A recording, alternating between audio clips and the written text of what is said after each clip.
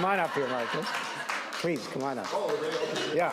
So, Marcus is a naturopath of exceptional sensitivity, and to the degree that there's any design left in this pod of speakers, Marcus is going to touch on the subject of good health and love. We will then hear from an economist who's going to touch on the subject of economics and love. You may be surprised to know those two things can be related. And finally, Adam Gallner will come up and give us an overview and his impressions of the day entire. And we will close with a fabulous performance by Michael Casehammer. All right, so this is Marcus Laux. Thank you, Moses. Thank you. It's especially exciting to be here because Moses truly believes in love. And it's something I do as well, and that's sometimes hard after you've been a little bit through life, have some gray hair and a lot of experience. You guys are troopers as well, being here all day, so thank you for sticking around and hearing what I have to say. We're going to talk about love, what it is, what it isn't, how you can have more. We all have a personal history, and I want to set the stage right now where a lot of people, some you'll recognize, have come from. Can we see the video?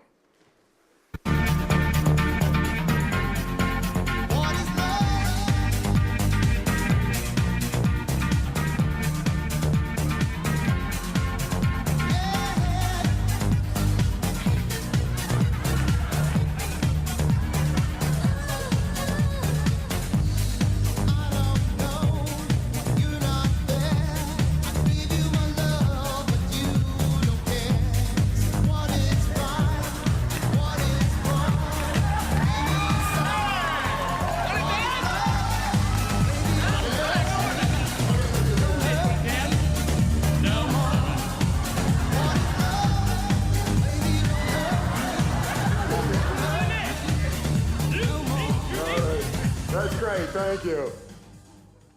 That's where a lot of us got started. What we know is that love is a powerful, extraordinary force that we're all looking for. Inside, outside, sometimes weird approaches. Love makes the world go round. Without it, lack of perception, we crash and burn. What I know and what I've learned from my patients, from my travels, from indigenous people, and my own journey. Build bombs or your life can bomb. Bonds are what make people survive, thrive, and grow. Some of the most important bonds is inside, and we're going to talk about that today. What is love? Some people say it's the best and the worst. Heaven and hell. Perhaps it is heaven when we have it together, and it's hell when there's a lack of perception or lack of it. We're all victors and victims. All right, at least we can agree we're all victims at some point.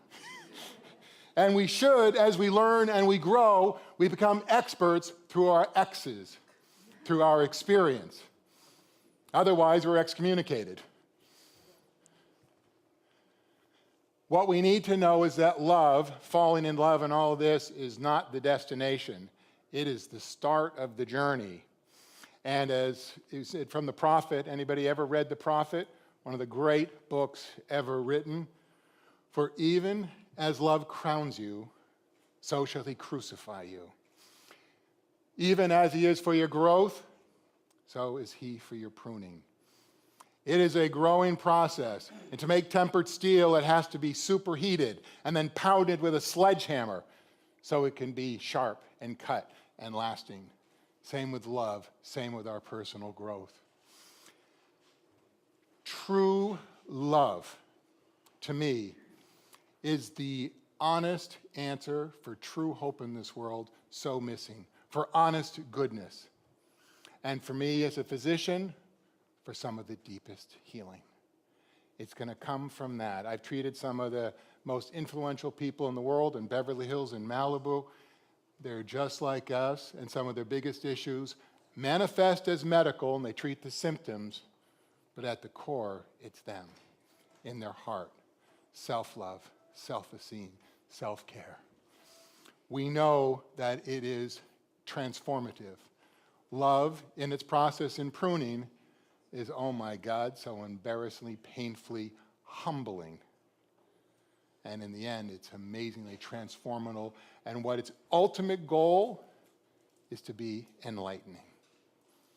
What is love? To me, it is a potent natural medicine. From traditional Chinese medicine and Buddhism, it's a living, precious treasure. And we're going to talk about that because part of what we can cultivate and strengthen. It is a path to peace, and it is a way of being. And by being in a place of self-love and self-care, you can change almost anything about yourself.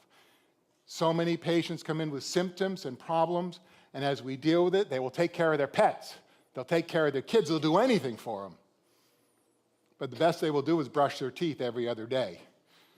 So we'll talk about some of the things that we can do about that. One of the things I've learned on my path is that nobody heals you. Nobody can heal you. As a physician, I can't heal anybody, but I can set the stage for them to heal themselves. That's the only way that it works. When I clean a wound or put in sutures, or I prescribe a drug or an herb, if I'm looking to make dietary lifestyles or changes in how people have their behavior in their day, that's not healing, but it's providing the opportunity for them to heal.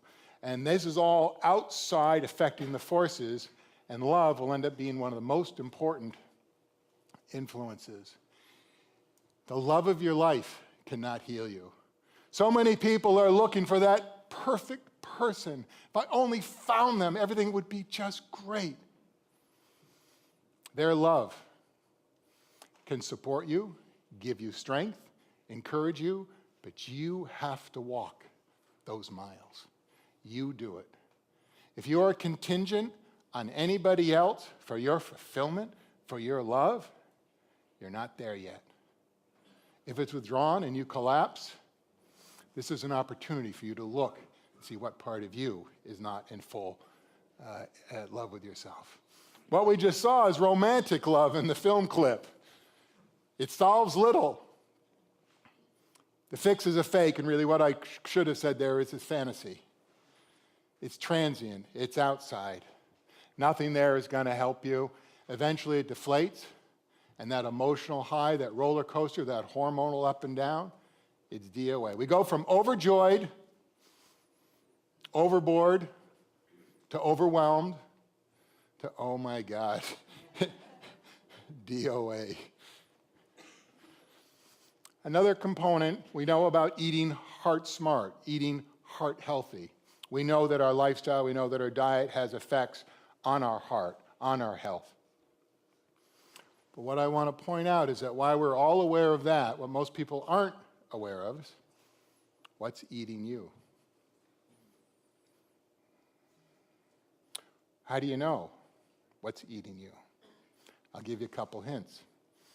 What do you think about when you're in a commute, driving the car by yourself? What pops up in your head? What do you think about when you're taking a shower in your private moments?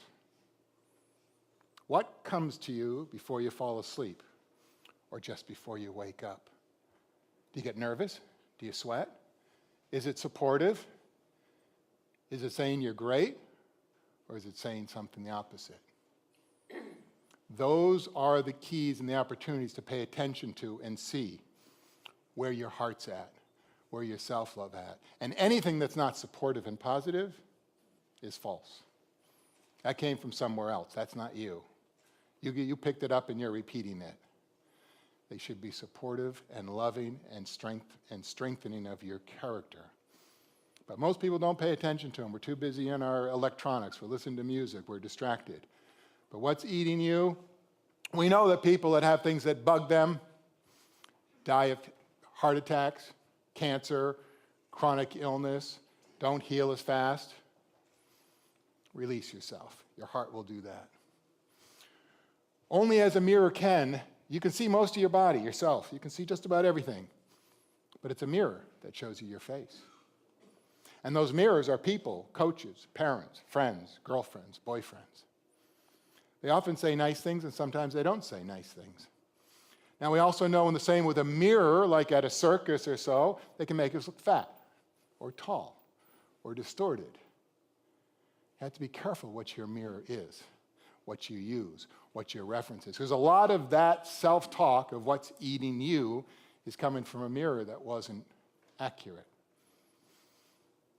But your heart is the true measure, the true reflection of your inner life. We know about fast heart rate, tachycardia is not good. High blood pressure, stress, we're holding on, we're not breathing.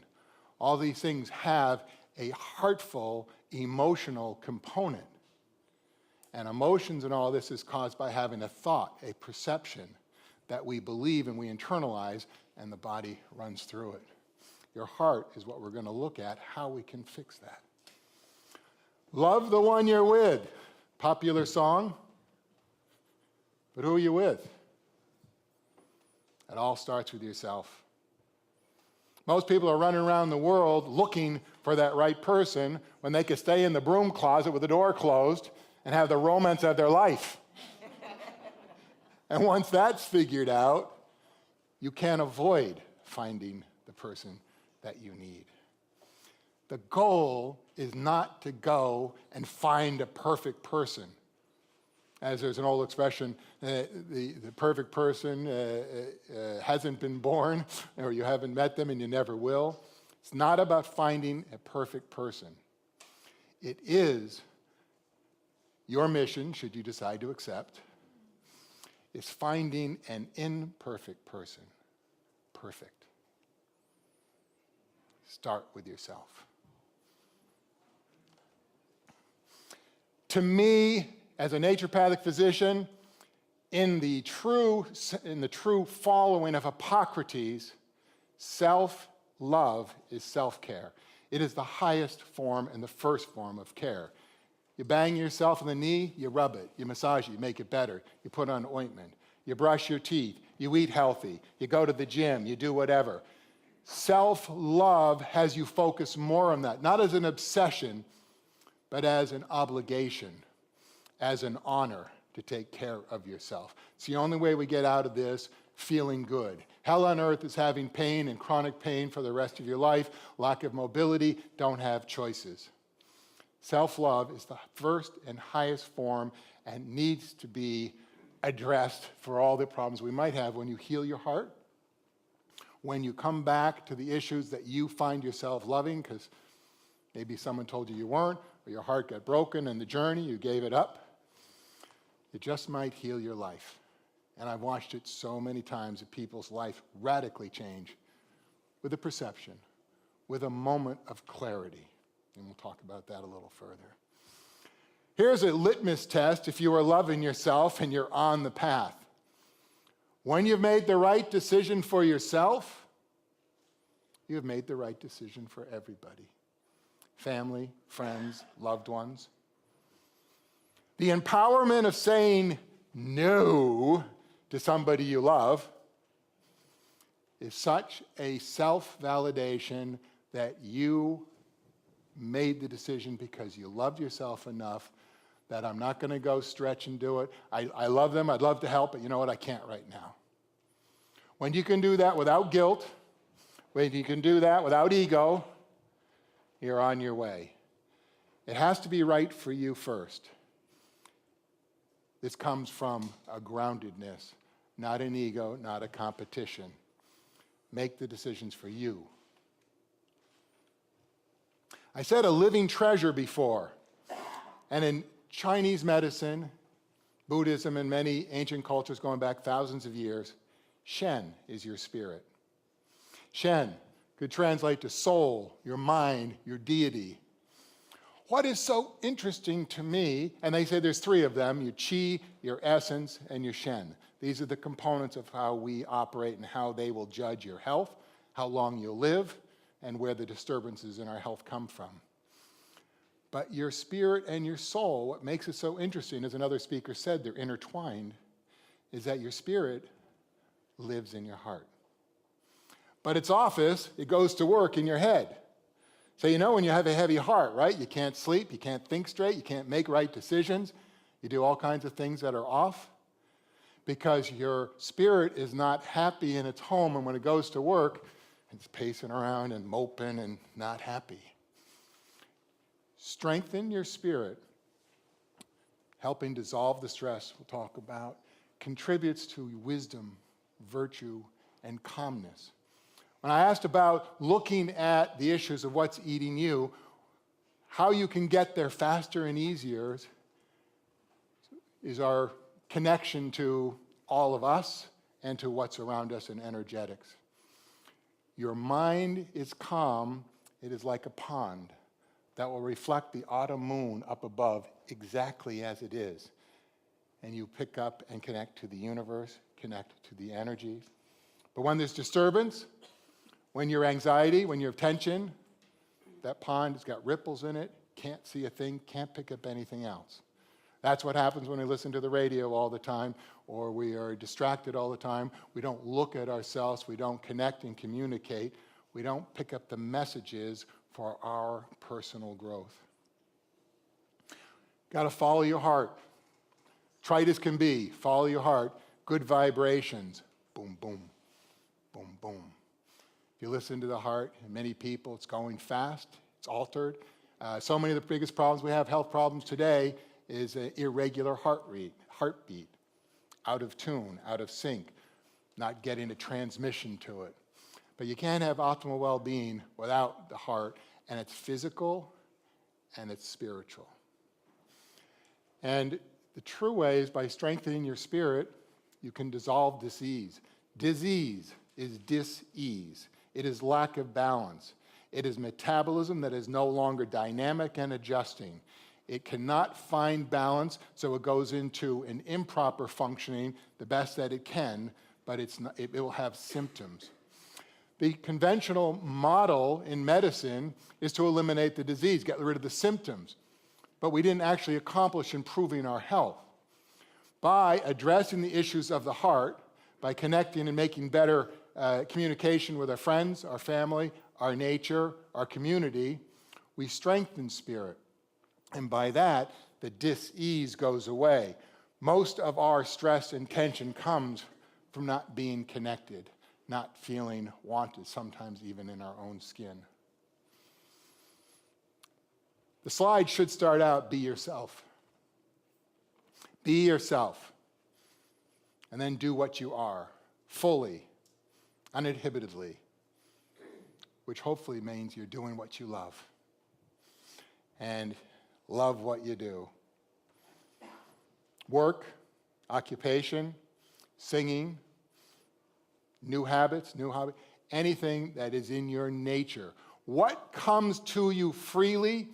What were you born with as a gift?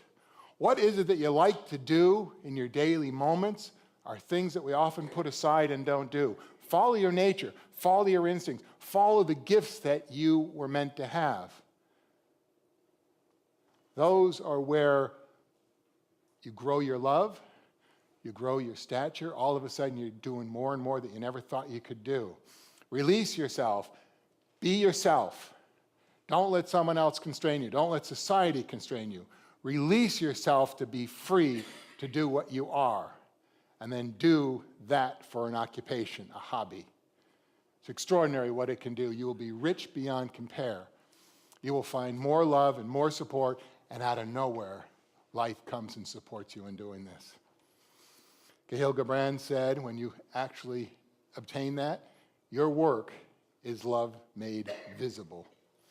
What a great thing if we could all do that. Many of us hang on to our sorrow, our sadness, our journey, our broken hearts, bad relationships, divorces, problems. Out of our suffering, the strongest souls have been forged. And the most massive souls, those have some of the most scars, seared with scars. They are mementos. They are not weights. They are not anchors. They are not signs of defeat. Whatever sadness we might have, whatever secrets that we hold, they are mementos of your journey. Love does not care where you have been. It only matters who you are now, today. Let go of the past. Let go of the pain. Let go of fear. Everybody's journey is different. Some are easier than others. Very few are easy. Very few. I say the surgeon cuts, the physician sutures, but it is nature alone that heals. And this is your heart. It's your nature that heals. A physician can help your nature get into alignment, find balance, and heal who you are. But what is your nature? Do you know what your nature is? It's the life force that goes through you. It's the breath that makes your lungs rise and fall. It's that beat of your heart. When are we alive? When our first heartbeat happens. When are we dead? When that heart stops. That's it. It's all around the heart. Your nature was given to you by your mom and dad. One egg, one sperm, all of their energy, all their history from their great-grandparents for millions of years came together, and that energy of fusing together in its unique way is your life force. You got it. You inherited it. It was inside your mom growing. And all that environment, and you were born. Your nature now is nourished by your lifestyle, your habits, your diet, and everything else that you do. And you can improve that place. If you had genes in your family of arthritis or heart disease, you don't have to have it. You can alter the influences on those genes and avoid it. But it is your life force. And a big part of that life force is being heartful, because we know that people in a long-term marriage, one spouse dies, the other one dies very quickly afterwards. You can die from a broken heart. And this whole thing is about many people I see today are broken because they have a broken heart and a broken relationship with themselves. You can let go of that and change instantly. And nature takes its time to change and grow over weeks and months, but it can be done by nourishing your nature. Love conquers all? I'd love to say yes, but I don't think so. Maybe yes, maybe no. I'm going to end with a story. John Lennon of the Beatles wrote, "When I was young, my mother told me always that happiness was the key to life. When I went to school, they asked me what I wanted to be when I grew up. I wrote down happy. They said, well, you don't understand the assignment.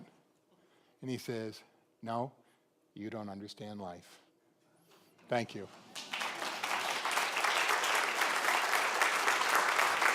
Thank you, Moses.